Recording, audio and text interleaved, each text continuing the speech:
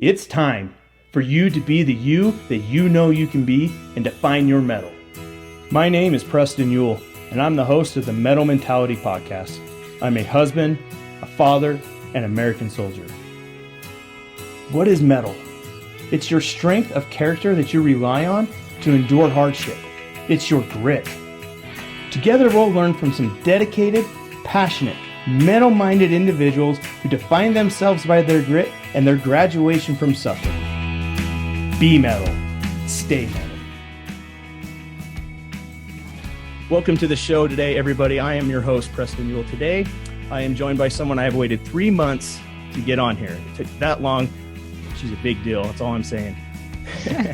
Today, my guest is Dr. Jennifer Finlayson-Fife. She is more commonly known as the Mormon sex therapist.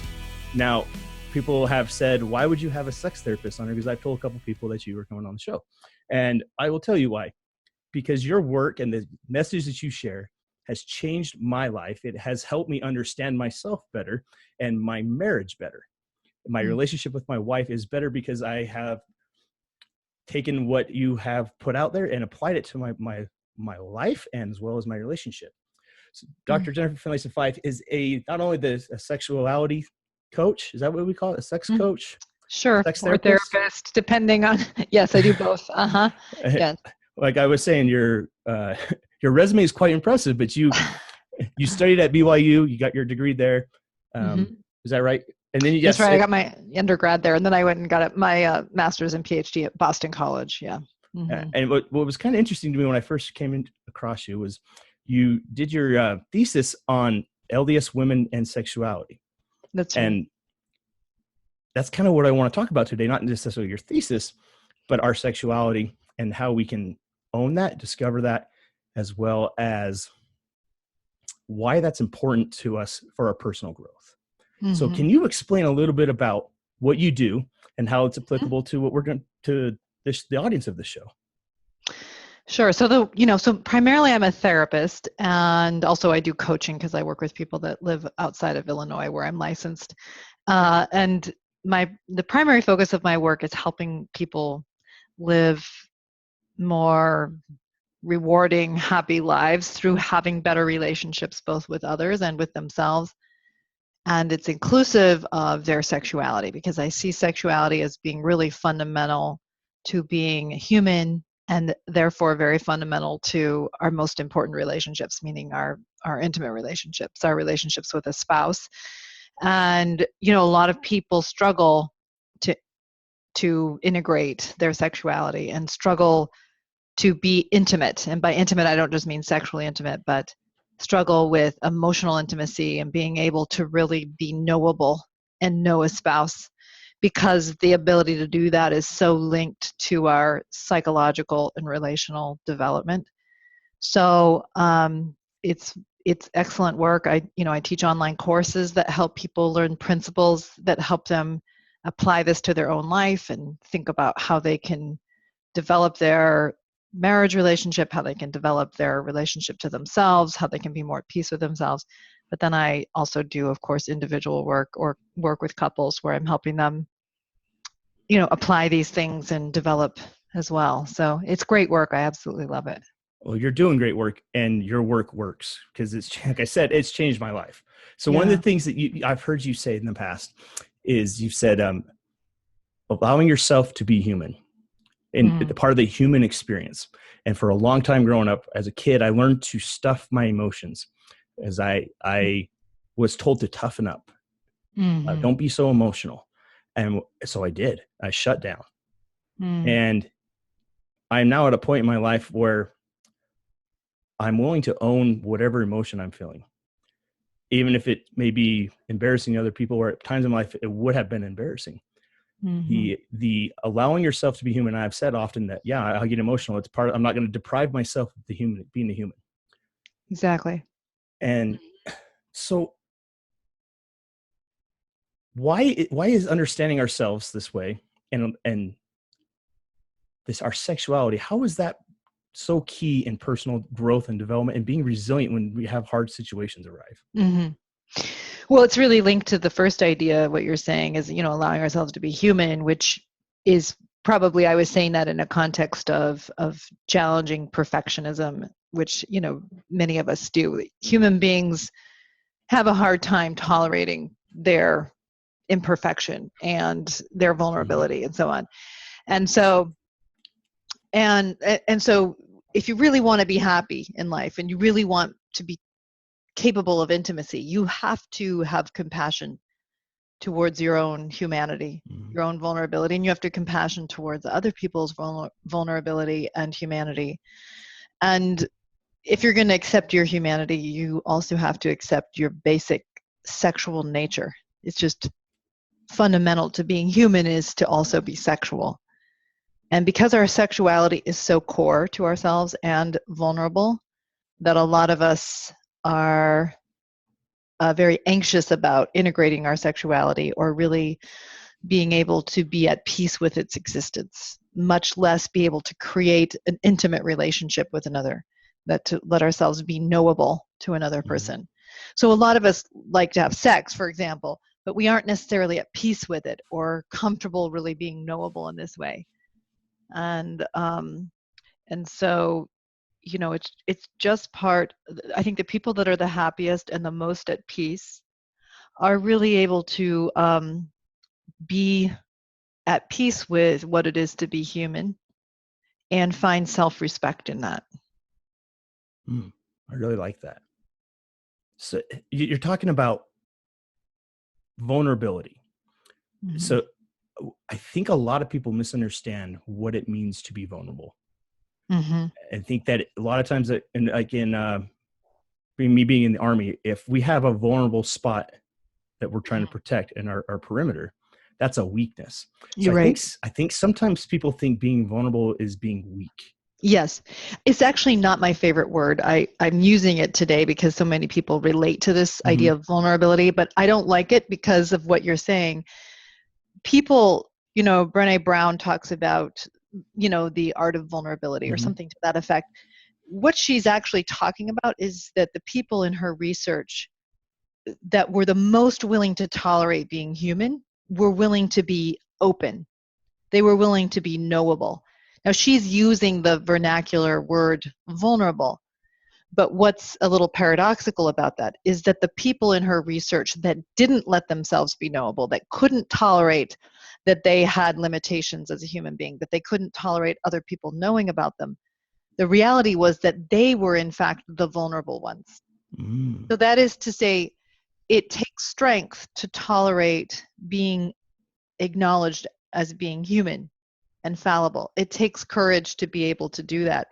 And people who can do that are, in fact, less vulnerable in the way that you're talking about in the military sense, because you're not as dependent on everybody thinking you're perfect or thinking you're okay or thinking that you're above the human condition. You can handle the reality of the human condition without seeing it as a weakness. The people that are, in fact, vulnerable in the way that you're talking about it are the ones that can't handle that being knowable to themselves or to others, or it makes them feel that they're worthless just because they're human like the rest of us. So I don't actually like the word vulnerable because it does mean weakness, but people that are willing to be open are in fact stronger than people that are not willing to be knowable. I 100% agree with you on that. I just was talking about as a little kid, I didn't allow myself to be open and know myself and be vulnerable. But I think you could tie the definition of vulnerability that we like to use in this situation where it's a positive thing is allowing yourself to be knowable. Is that correct? That's right. That's right. Can you elaborate a little bit more on what it means to allow yourself to be knowable? Yeah, well, so those of us that came out of a demanding family environment or culture where, if you are flawed or you have limitations, which, come on, that's what it is to be human, that means you're worth less. Well, you're going to enact your life in a frame of self-presentation, of trying to pretend to others or show only your most positive self, or masking the part of you that's underdeveloped or capable of doing, unkind things. You're going to mask all that from being seen. And so, like I sometimes say to people, most of us want validation a lot more than we want to be known. So we want a spouse or a friend to see all the best parts of us, the most idealized version of us, and reflect that back. But we don't want them to see the underbelly. We don't want them to see the underdeveloped parts, even though we're all in that together. And so human beings are very good at looking for self-reinforcement in friendship or in relationships, rather than tolerating being seen for who we actually are. But when you can be seen for who you are, you're more able to develop the parts of yourself that you don't like and respect.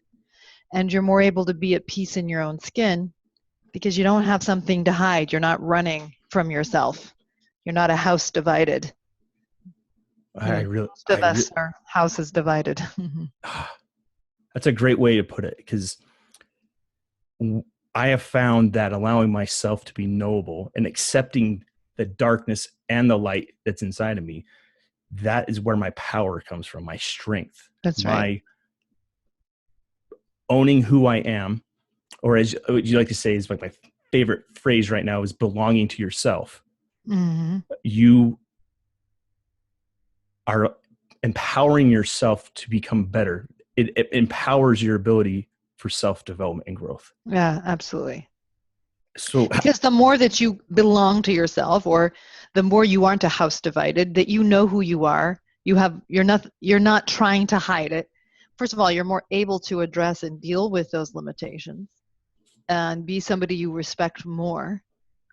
But the more you can tolerate, you don't have anything to apologize for anymore. Not because you're perfect, but because, you can account for basically who you are, and you can tolerate that you're a work in development. So you're not trying to pretend and convince people you're okay, because you are okay more or less with who you are. Right. And so, the more that you can feel like, I don't have to prove to you I'm acceptable. I'm just dealing honestly with who I am and trying to improve on where I am. The freer you are to just be, because you're not trying to constantly get everybody to reflect back something false, something idealized. Yeah, we're trying to, I think maybe, correct me if I'm wrong on this, but we're trying to fuel our ego, which is there to protect us from who we really are. That's right. Exactly. And I found that my ego is my worst enemy. That's in my self-development. Exactly. I talk a lot to religious people, because I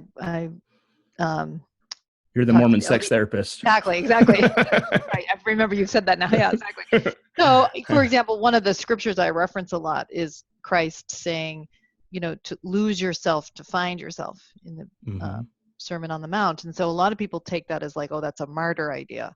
Just basically serve and serve and serve, and then someday, somewhere, you're going to find yourself. And I don't think that's the right idea. It's lose your ego to find your strength.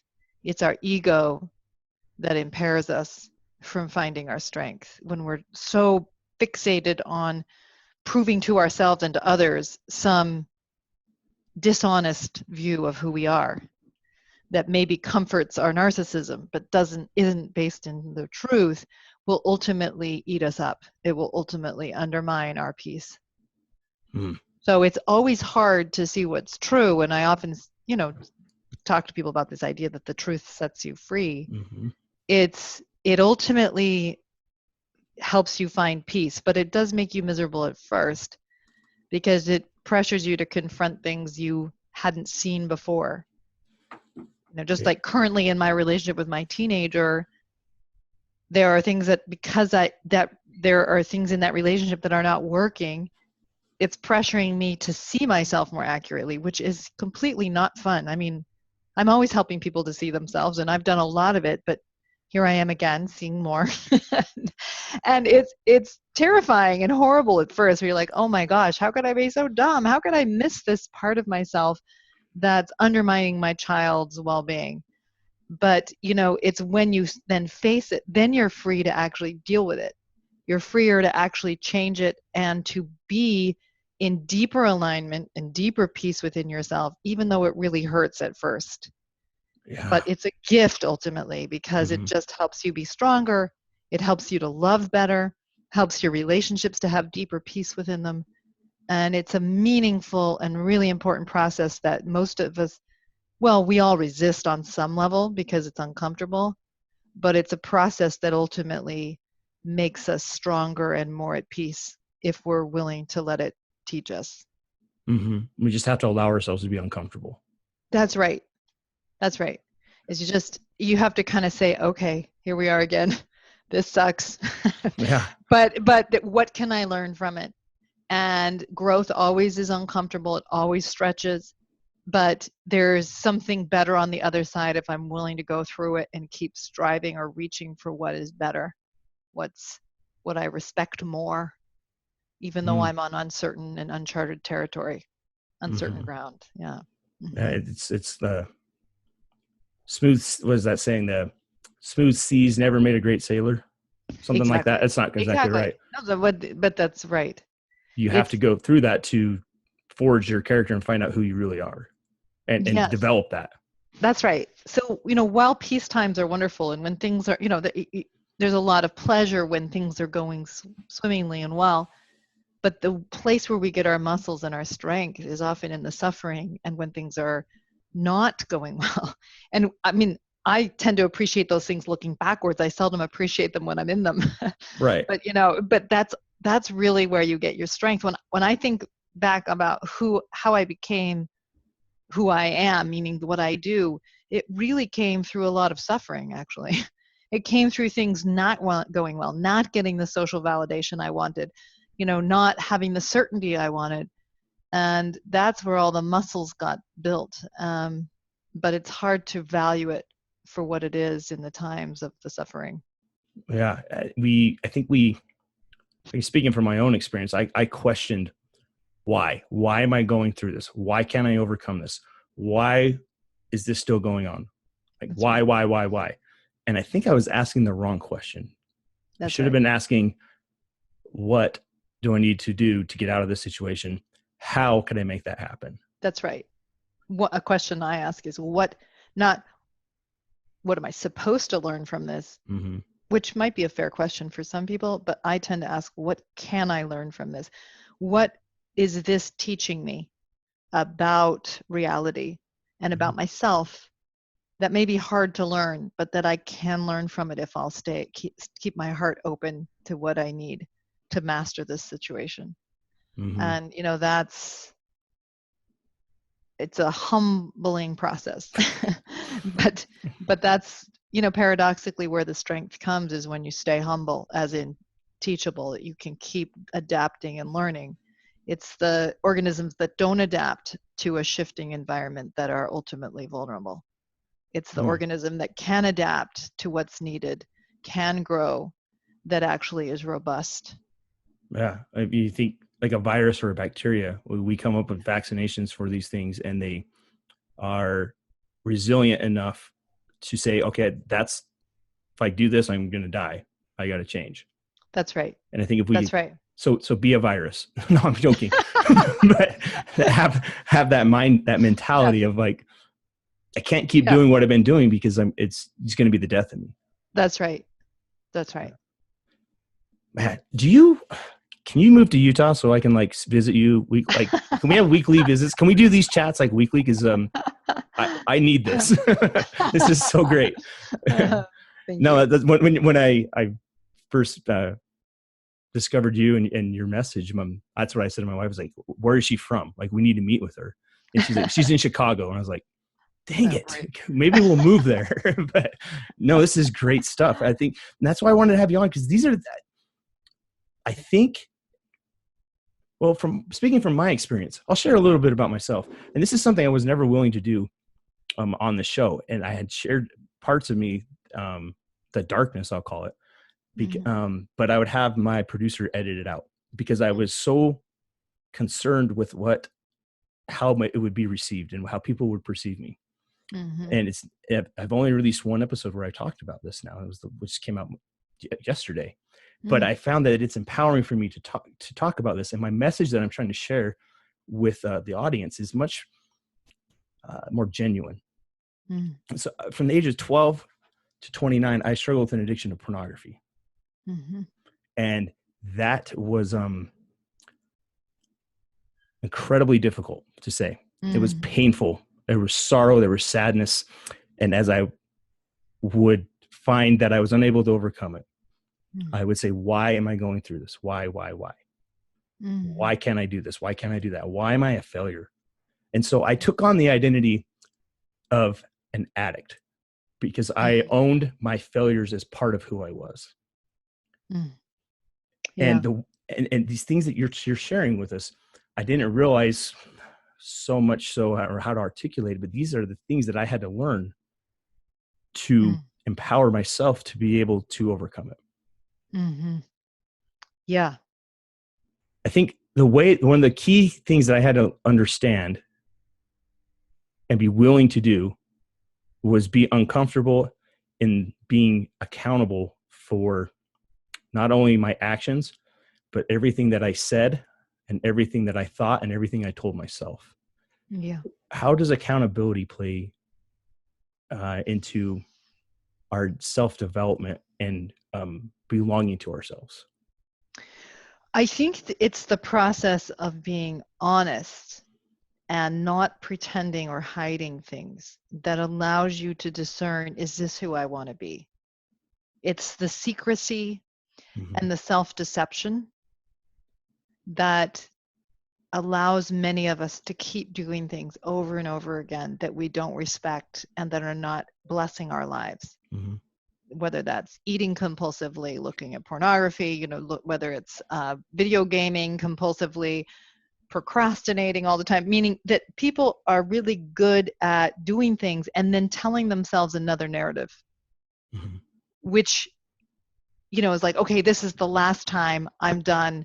And so they have something that kind of alleviates their anxiety up front, but there's not a kind of fundamental truth and sort of self-confrontation that allows them to look at it honestly. So when people start saying, look, I'm going to be honest, no matter what, no matter what it makes me look like, I'm going to be honest with myself, my spouse, whoever it is, that allows people to look more directly at their pattern of behavior.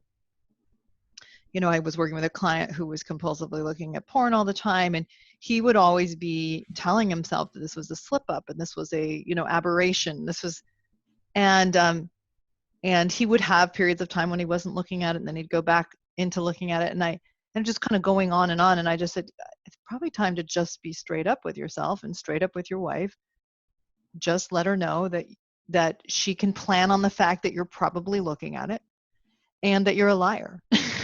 I mean, and I mean, he was like, wait, what? And I'm like, but isn't it true? I mean, that's what she kind of already knows, is that she can't plan on you to tell her the truth, and that you're always more or less looking at it. So might as well just be completely straight up about that fact and just take the deception out of it. And then she can decide what she wants to do, but at least you're not pretending one thing and doing Mm-hmm. another. And in the process of him just playing it straight, it became uncompelling to him.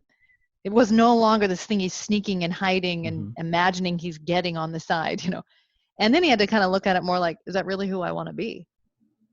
Not, I don't actually respect it. I don't like it. It's not, and there isn't the allure of this kind of sneaking something that is for many people a compelling part of any compulsive behavior. And so anyway, and so the honesty kind of gets it more in terms of, who do I want to be? Mm-hmm. Because a lot of compulsive behavior is sort of this sense of rebelling against this external demand, external expectation on you. And when you can allow people to look more honestly, then they can say, well, who do I choose to be in the face of competing desires? Mm-hmm. And so that's Mhm. really, I'm just, so many thoughts going through my head, how I relate to everything you just said. But it's not just, this isn't a principle just to overcome addiction. This is it's a universal truth of the human experience, that That's right. for any type of growth, this is what we have to do. In That's any right. situation that we encounter, this is the foundation of it. That's right. Any good therapy is helping you deal with more reality. It's, and helping you assert choices in the face of more honest assessment of yourself and of your situation. So The human mind is, because it doesn't like growth and it doesn't like uncertainty, is really good often at creating narratives that allow us to put reality together in a way that makes us comfortable. So the idea that, okay, this is the last time, maybe will make somebody comfortable, but in reality doesn't actually account for the entirety of the behavior. And so when we're really good at that, a good therapist helps you to challenge the narratives that you've told yourself that don't have enough reality in them, Mm-hmm. and wake up to what's you're participating in or what your behaviors show you. For example, a lot of people say, well, I do this, but I really want this. I was working with somebody today who's saying, I want an intimate marriage, but his actual behavior, he does not want an intimate marriage. His behavior is he wants control. Mm-hmm. His wife is not interested in being close to him. And an intimate marriage would suggest, I want to be knowable and know you. So when she says, I don't enjoy sex with you, he goes into pouting and punishing rather than, why not? What's hard about it? Mm-hmm. What do you dislike about it? He doesn't want to know something about himself that she knows. So he'd rather try to pressure her into sexual validation than deal with what does her lack of desire say about him and what does it say about her. And so a lot of people say, I want intimacy, or I don't want to look at porn, or I want, to lose weight, or whatever the thing may be. But looking at your behavior often will tell you a lot more about what you want than what you say about what you want. Because your behavior is exposing the desire in you that at least is winning. And so when you can look at what that behavior is saying about you, it helps you to confront it more and say, is this really how I want to live? Mm-hmm.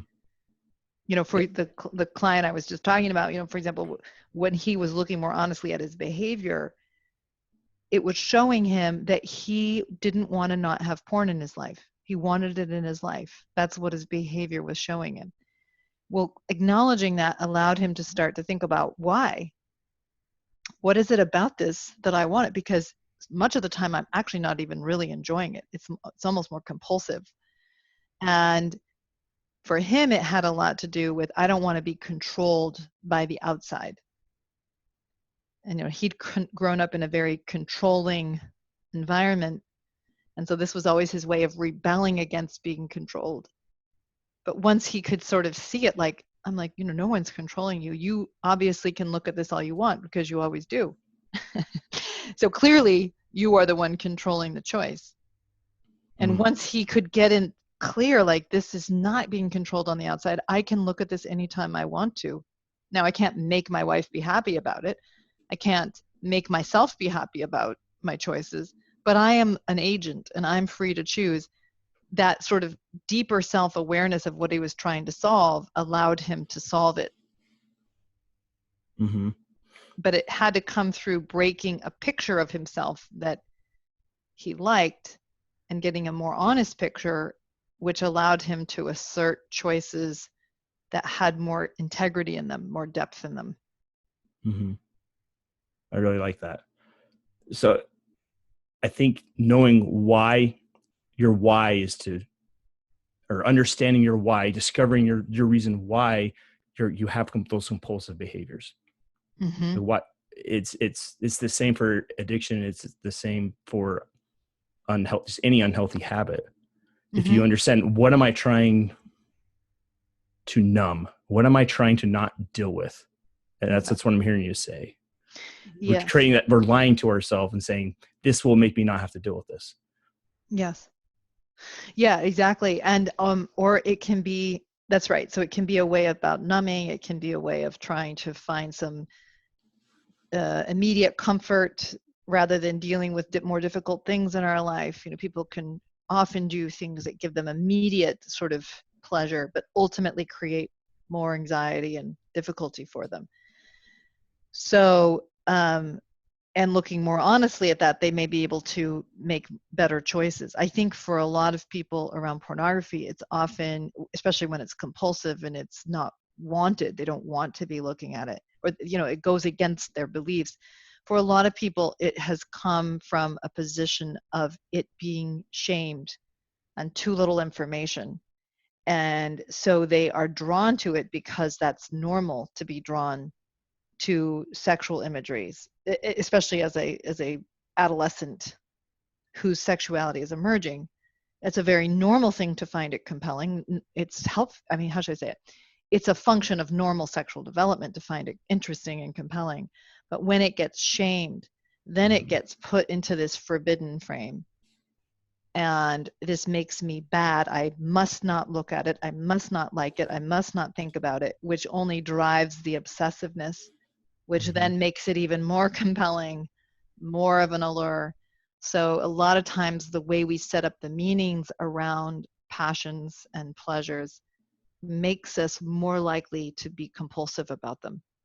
If somebody shames sweets and pleasure in food, and someone thinks that makes me bad or indulgent, or I should feel guilty, the fact that I like sugar, they're more likely to be in an immoderate position of either denying it, so that they're in an anorexic position, or in a compulsive position, because they're not able to integrate that pleasure in a healthy way. Yeah. And I think that fuels our insecurities when we give into that, because I know for myself that I was trying to hide them, numb them, Yes. because they were painful to deal with. It was uncomfortable, and I wasn't willing to put myself in a position to be able to grow. Yes. And that really was like pouring gasoline on a garden instead of watering it. Yes, exactly. Yep. And exactly. And then the more shame we have around the behavior, then the harder it is to break it, rather than is this really what I want? Can you shame? I think I understand the what way you were using the word shame, but I think sometimes a lot of us don't understand shame versus guilt. Could you maybe talk a little bit about that? Like, what's the difference, in your opinion, between shame and guilt? Yeah. I mean, the general way that psychologists talk about that difference is that guilt is pro-social. Guilt is about, I have an appropriate level of discomfort around it, meaning it's appropriate, it's in proportion to something that I did that goes against my moral positions. So I've done something, I acknowledge that what I've done is harmful to myself or to others. It goes against what I believe is good. And I have an appropriate response to that in myself. So it's pro-social, right? It's kind of like psychologically what keeps your hands out of the fire. It's like that was off. It's offensive behavior. So it inhibits you in the most appropriate way. It's driven by respect for others as well as respect for oneself. But respect for others is a primary factor in it. So shame, on the other hand, is the idea that, this makes me unworthy, fundamentally flawed. It's a toxic kind of response, that the fact of my fallibility, the fact of my humanness makes me insufficient and disgusting or whatever.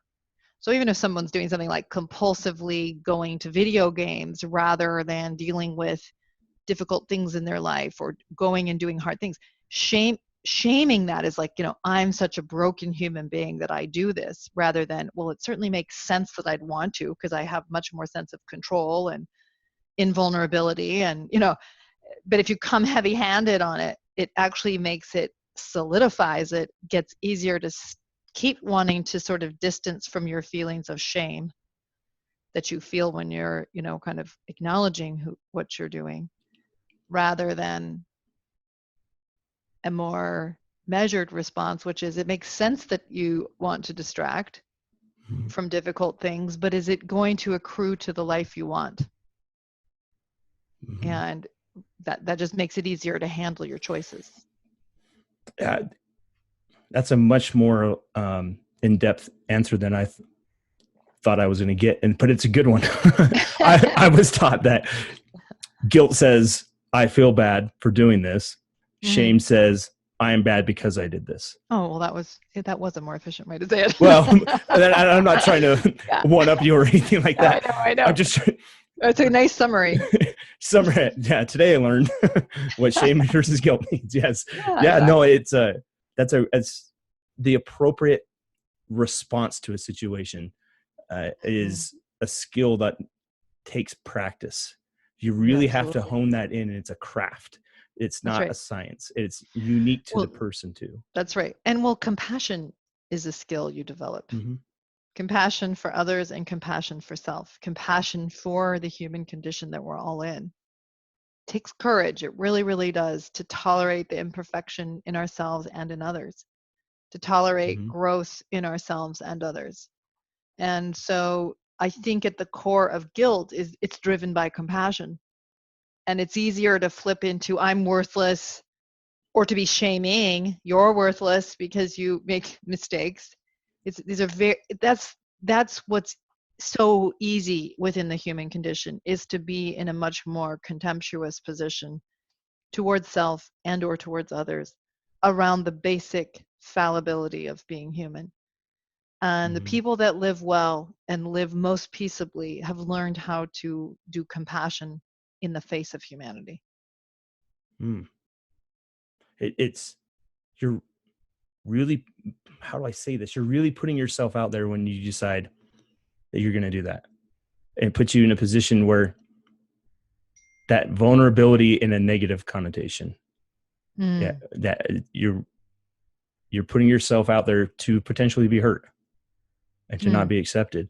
But I can really only speak from my own experience. So when I say you, I'm talking about me, Preston. Sure. But I found that if I don't do that, I am not being true to myself, and I'm not living in my integrity. And that's why I'm able to sit here and tell you that, I struggled with a pornography addiction for 17 years. And this show's not about pornography addiction. This is my story. That's what's overcoming that, is what's led me to this show. Sure. And I understand what you're saying about it makes you vulnerable in the negative sense to be more compassionate. But I'm not sure that it does. And I might have misspoke on that. Because what I would say is when you're living in deeper integrity, you are in fact less vulnerable. Yeah. Because you don't need other people to tell you you're okay. That's the thing I've really found in my life. I like people to like me, and I like people to think I'm okay. So it's not like I've grown out of that. Well, we all do. Yeah. Yeah, sure. But exactly. But the more that I live in alignment internally, the more that I really do what I think is right and push myself around what I think is true, honest, fair, good, the less I need to prove myself to anyone else. The more that, not that it doesn't make one feel superior. It makes one just be like, it's okay to be human and be in development, just like it's okay for everybody else to be. It allows you more self-acceptance, but deeper acceptance of others too. We're all in this together. When I'm sometimes giving feedback to a client that's hard, and I know it's hard for them, I'm not in judgment in the sense of, I know how it is to do dumb things. I know what it feels like to kind of wake up to yourself and be a bit tormented by what you see. I know the process. I also know that there's peace on the other side of it. That's why I want to help people see themselves more honestly, because it's how they get stronger. Yeah, absolutely. You have to own who you are to get stronger. That's right. Otherwise you're just self-inflating. That's right. So the name of the show is Mettle Mentality. And I came up with that name because I thought it sounded really good. I thought that's really, but I knew I've known what metal meant, and it's not steel or iron. It's your character. It's what you're made of. It's where you go, you dig deep when you don't know where else to turn. Persevere. Yes. And so to define metal mentality, I've come up with 3 words. It's consistency, fortitude, and grit. And if you do those things, you have those things, you focus on those things, you develop them, you will be better than you were yesterday. And I Yeah, think that that's the way that we need to measure ourselves. absolutely. Is, 100%. am I doing better than yes, I was yesterday? Because That's right. it's never a destination. You're never going to, I remember No. saying, if I can make it to be sober, if I could be sober for a week, if I can make it Yeah. there, that Yeah. would be awesome. But what I've come to find is, if you look at it from that perspective, you're never going to arrive, Right. because there's nowhere to go. It's really just a process, and that process Yeah. is going to change continually. It's just as Yes, the process exactly. of the show, the name of the show, and how it's developed, and how I come to understand what that actually meant, because I knew it had meaning to me. That's It's right. changed. That's right. There's no arriving. It's a way of living. Mm-hmm. And, and it is so much about, I have my daughter is a violinist, and watching her interact with really good teachers is good for me to watch, because so much of good teaching is not about, because first of all, in violin, there is no arrival place. Even Mm-hmm. even the best violinists are super aware of where they're flawed and limited, I'm sure. There's no arrival. So it's like really good teachers are celebrating perseverance, celebrating, development, and highlighting that the value and the benefit of that, and then inviting into another level of development. And that's just a way of living Mm-hmm. that it's great to master things. It's great to become more capable in the true sense. But we will always be incapable as well. Mm-hmm. Just fundamental to being human, and sort of tolerating that and celebrating growth that is so fundamental to being human at whatever level you're at. And I have a special needs child, and you can be tortured by, oh, it should be here, or the Mm-hmm. ability should be at this level.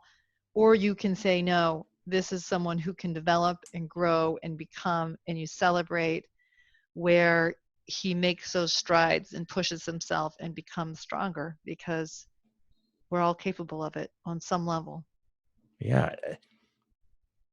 You said something about the word, you said should. It should be like this. And I Exactly. can't remember where I heard this, but ever since I've understood where the origin of the word should comes from, Mm. I don't like to use it. Like Yeah. I avoid using it, because it comes from I believe it comes from the Latin word of shame. It's Yeah. so you're shaming yourself because things aren't how you want them to be. Yeah. Well, exactly. Or what I would say is, yeah, I'm not going to pretend that I have every nuance of what you're saying, but I think when we do this should idea, we sort of externalize. It's this external reference point. I'm supposed to be a certain thing, be a certain way, We're comparing look a ourselves. certain way. Exactly. And so it's more about trying to prove that you are sufficient, that you meet some external standard. And it always makes one feel insufficient, because, well, I shouldn't say always, but this is largely the sort of externalized measure, and you measure yourself against it and feel inadequate. So it pushes you towards pretense. Integrity is about, what do I want to become? What does my higher self believe is the right place to strive and to grow? And that's more about an accountability to your higher self. And that makes you not focused on proving yourself, but more deeply at peace with yourself as you lean more and more towards that self. Mm-hmm. So it's an internal versus an external reference. Yeah, it's that comparison of, well, this person's at this point in their life. Why am I not there? I should be there. And Right. you can't, we don't even feel guilty, because that's not even accurate. We've gone over that. We are ashamed of ourselves for not arriving at a point, whether it's how much money we make, how big of owning a house versus renting a house, being married, Right. being single, whatever your situation is, we compare that to what we wish we had. That's right. But we want to can't look like. Mm-hmm.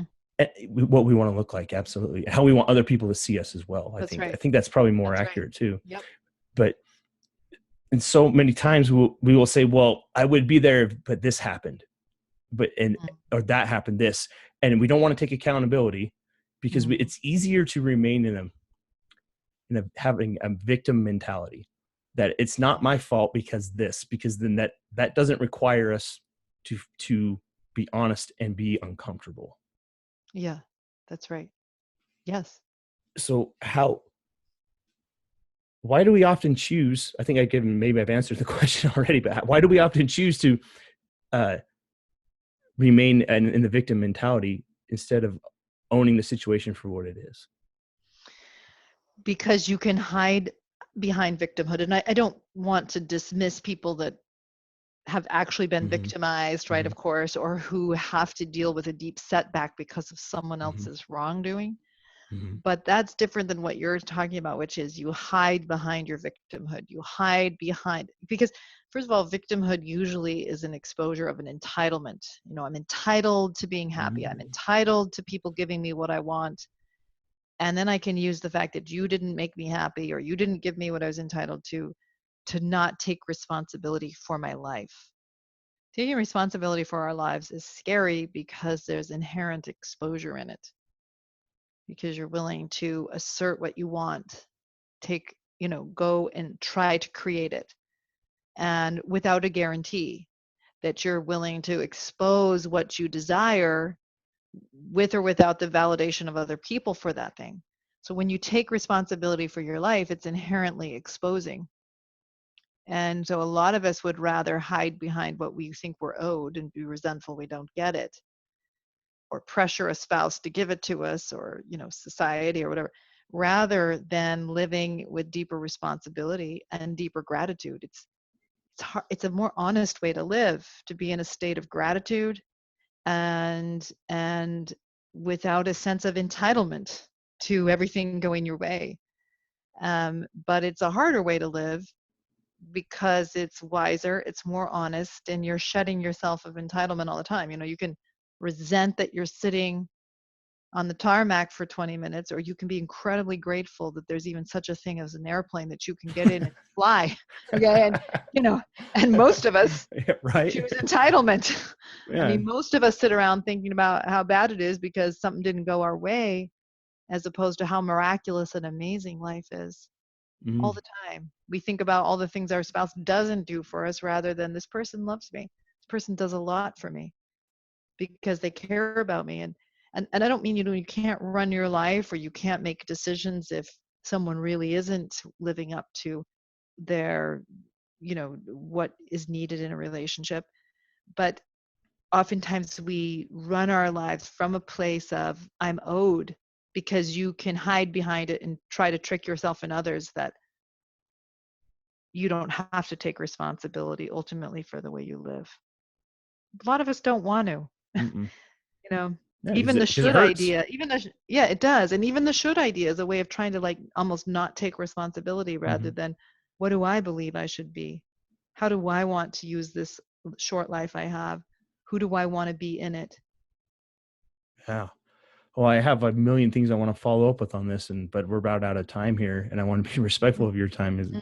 Time is, I've learned, is the most valuable commodity that we have, and That's so I'm right. super grateful for your generosity in giving us an hour of your time. So I just have two final questions for you. Sure. Um, I want to know, what is the most metal thing you've done lately? Oh gosh, I think what it is really is, it's what I alluded to earlier. It really is this. I'm just sort of trying to figure out how. I don't want to say more about my son than he would want me to say, but I'll talk about just from my position. But I think it's been sorting out who I am as a parent and who my husband and I are parents relative to what this particular child needs, and to stay on it and to stay self-confronting rather than blaming the child.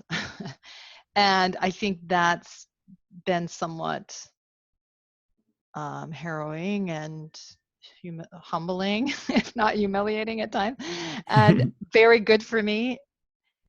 But it's really taught me a lot about who he is, who I am, what it means to love, and what it is to really help someone thrive. So, yeah, I mean, I, I children are children are amazing because they'll teach you all kinds of things. We're supposed to teach yeah. them, but boy, they teach you. I just hope I teach them good things, because I can teach them bad things super easy. Just Sure. just before this interview started, my wife and I, we went and we got KFC with the kids here in Utah. It was like 76 degrees today. It was beautiful. The kids are outside. We're playing. Like, I was sitting on the front porch and I was like, I'm sweating right now. This is not right, but I'm not complaining. So we got KFC and we went to the park, and my kids said, Dad, will you chase us around on the playground?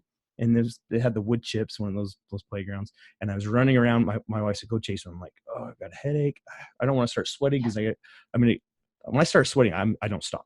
I sweat in the shower. And I don't know why. But anyway, so I was chasing my kids around in the playground. And right as we were leaving, I was chasing them back to the car. And I turned back to get one of my other kids. And I turned back to like fake them out. And I don't know, my feet just lost. I fell like smacked down on it. I scraped my arm up with my hands. And so I was like, I didn't cuss when I hit the ground. Right. I just lay there and I laughed at myself. And my kids came, Dad, you okay? And I laughed. And my wife's like, what happened? It's like, oh man, I wish you would have seen this, because I'm glad you didn't see this. Right. But so teaching my kids that it's okay to fall down. Absolutely. It's okay. 100%. That it's okay to fail. And I said, Dad just fell down. And I laughed about it. And they said, oh, I thought you were going to be upset. And I was like, no, it's okay. It's okay that this happened. It's a brilliant thing to teach your child. I mean, and I think that's partly what it is, I think, for my son, is just seeing that I can say I've been making mistakes and I'm also uncertain, just like you are, and that we're in this together. Mm-hmm. And, there's, that you keep what relationships I think want to thrive is the tolerance of being imperfect and still being invested in trying anyway. And I think that's just, where it's at. That's what love is about. Yeah, 100%. That's what it is. So just my last final question for you. If after this interview, you were to pass away and die, and I gave you the next 30 seconds that anything you said would be heard by everyone in the world and they'd understand what you're saying, what would you say? How much I love my husband and children and family, how extremely grateful I am for all those people, how much I love God, how grateful I am for the reality of goodness, and that it's real, and that it's the anchor point in life, that it's what helps life give you peace and be at peace in your relationships, and that I'm extremely grateful for the privilege of being able to help other people, and that I don't know how I'm so fortunate. That's what I'd say. And then I'm sorry the coronavirus got me. It's the instant version. It's the it's because you didn't stock up on toilet paper and water. That's why. That's so funny. That's funny. Well, I am so grateful for your time and your message, and I love to have you on the show because I have a million other questions, and this has been so insightful. Do you accept TRICARE insurance? By the way, I can't afford. I can do this one time. I can pay cash one time. No, I just say that this has been a very insightful, and it's been very valuable. So thank you for your time. Thank you. Thanks so much for having me. Hey guys, be sure to follow the Mettle Mentality podcast on social media. And as always, if you find value in the show, please leave a review and rate us 5 stars on Apple Podcasts. But more importantly, share this podcast with someone you know who would benefit from the messages from the guests on each episode. You can find us on Instagram, Facebook, and Twitter @Mettle Mentality.